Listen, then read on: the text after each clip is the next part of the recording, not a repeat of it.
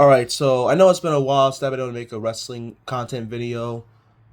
I know in like 2025 I did make a lot of these, but I'm not gonna lie, I was kind of underwhelmed and I feel like I could have done a lot more in 2025 to make sure people got my overall thoughts and perspective on just what I'm watching on my TV screens. That's because I spent a lot of time talking about it on the Discord servers that I'm in and the podcast that I'm in. And as much as it felt good trying to speak my mind on those, it would have been much better if I spoke my mind on this channel that I have built along with you guys, not just from DWE, but also from the wrestling videos and all the shows that I go to. So I want to try and change that. This year, I want to be more consistent with it. I want to actually make it to where y'all get my overall thoughts on it instead of just having to go to a podcast that I tag every single time in the description anytime I make videos like this so y'all can hear what I have to say. I want to change it up because I'm doing this for you guys. So thank you so much for support. But let's get to the main topic for why I'm making this video. And that, of course, is to talk about Monday Night Raw last night.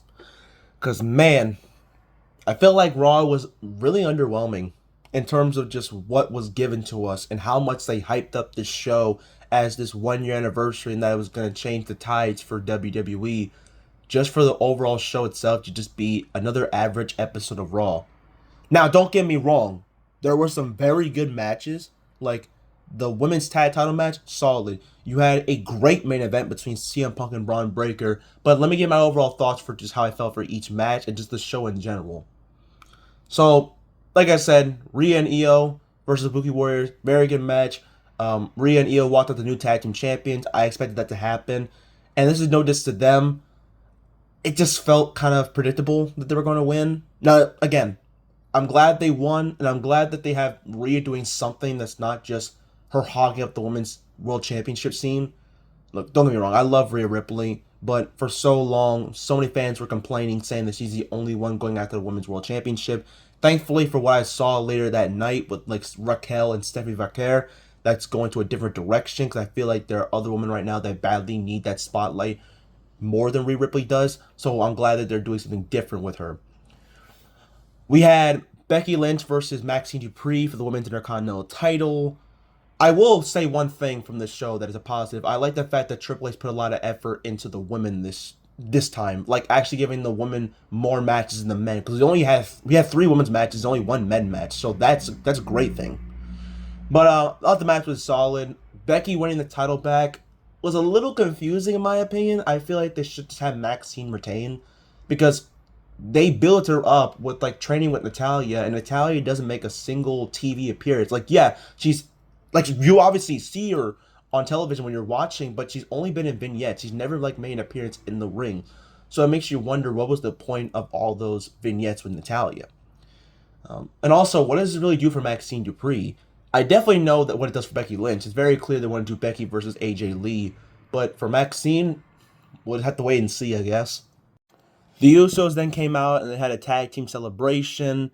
And it just feels good to see the Usos back together and as tag team champions because as much as I appreciated WWE pushing Jey Uso and giving him a spotlight because fans kept begging and pleading for him to be in the main event scene for the amount of time so he kept losing matches, I can understand the other side because while Jey is charismatic and he definitely has the crowd in the palm of his hand, he isn't the best singles wrestler. So it felt good taking him out of the singles division, bringing him back to the tag division because that match that he had last week with AJ Styles, Dragon Lee, further proves how great the Usos are as a tag team. So yeah, hopefully they could really revive the Raw tag division because it's been dead for God knows how long, and it badly needed a new shelf life. And with the Usos as champions, it can badly go right back on track. Liv and Lyra had a solid match.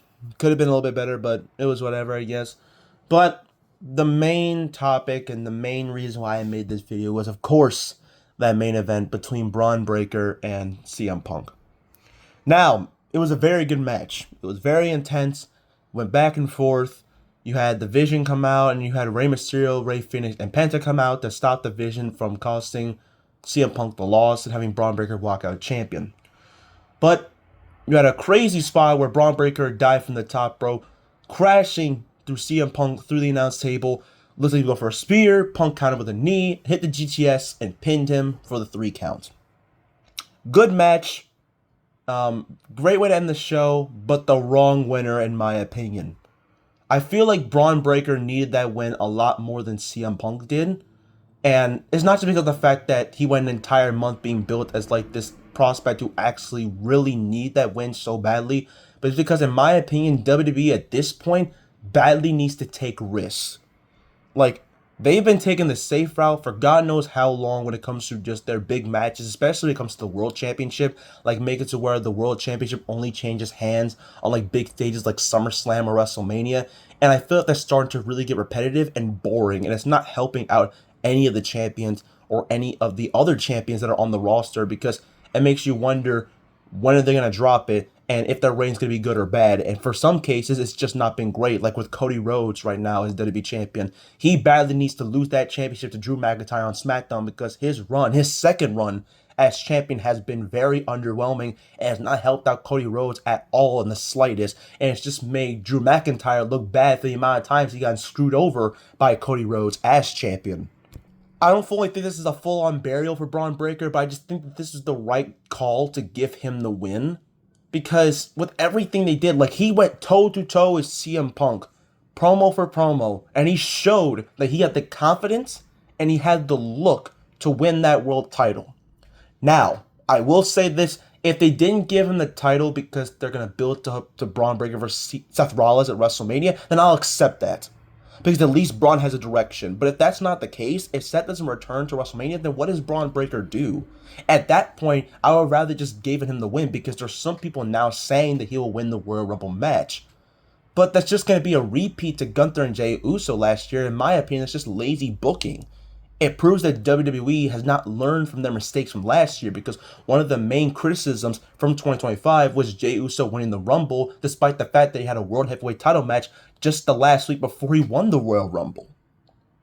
So it doesn't help out anybody.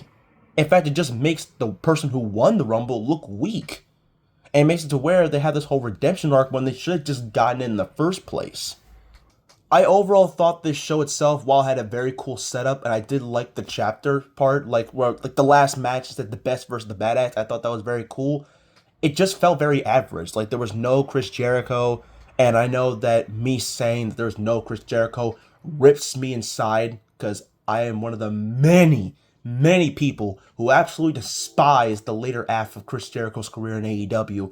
But I will say, if Chris Jericho showed up, it would have made the show feel special.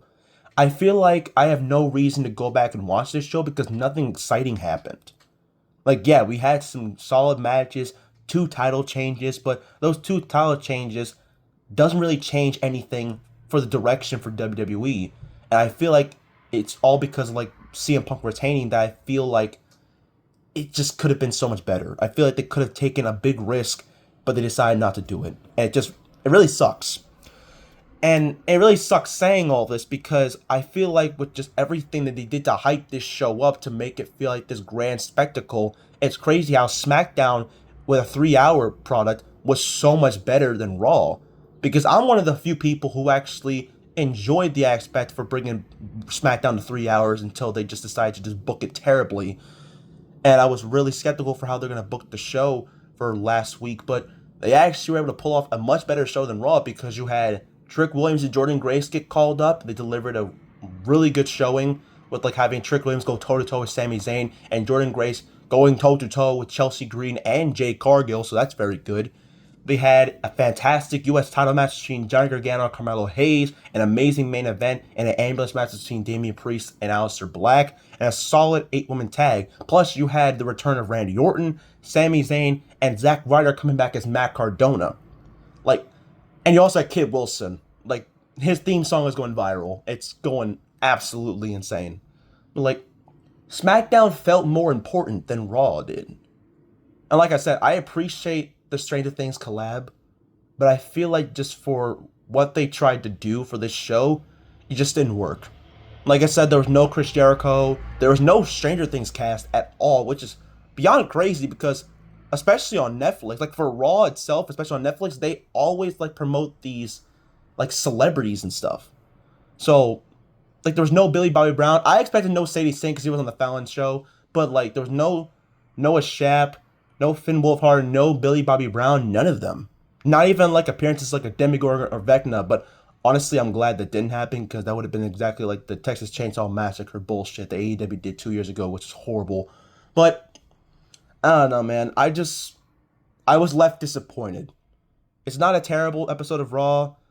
It's just it could have been so much better. And I feel like it could have been an absolute grand show and it could have actually felt like a new era for WWE that Triple H continues to say out of his goddamn lungs if Braun Breaker just won the world title. But that's all I gotta say, man.